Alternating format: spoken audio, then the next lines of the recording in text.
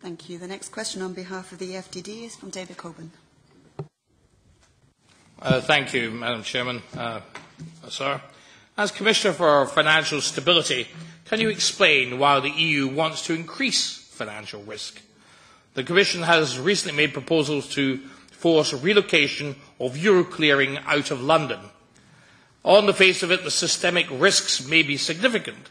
London clears in the region of 900 billion of euro-dominated derivatives per day.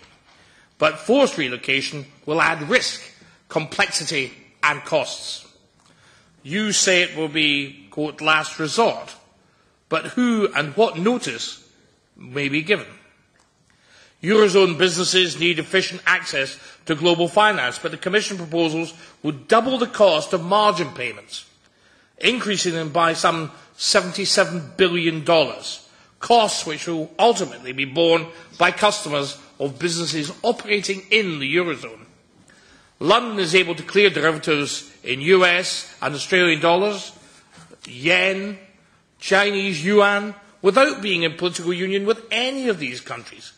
US and other regulators are comfortable with this without threatening relocation. It's not just me who is concerned by the prospect of a protectionist, isolationist EU.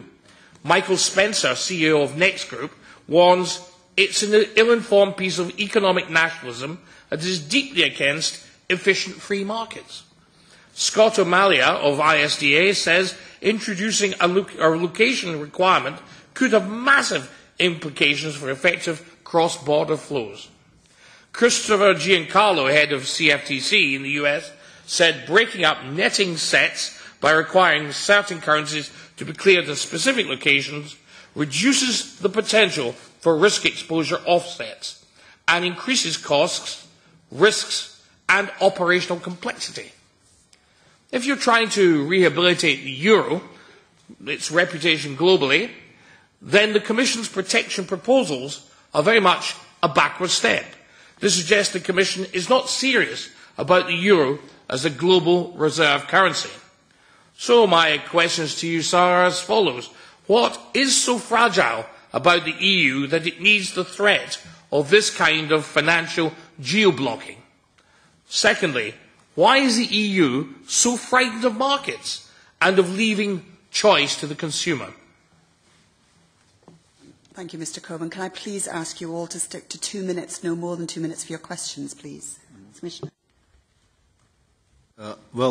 On this CCP proposal, basically I already commented twice on the rationale of the Commission's proposal, so I don't have much to add in terms of the rationale of the proposal, in terms how it was calibrated, how we assess financial risks, how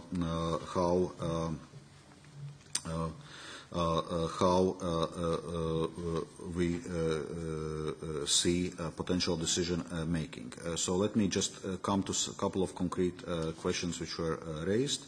First, on who is taking this decision, it's clearly outlined in our legislative proposal. It's ESMA and ECB, or concerned national central bank, well, in the case of Eurozone, it's ECB, who proposes, and then European Commission decides based on proposal of those authorities. Second, there had been many different figures floating around as regards potential impact. You mentioned margin effect on margins would be like doubling the cost.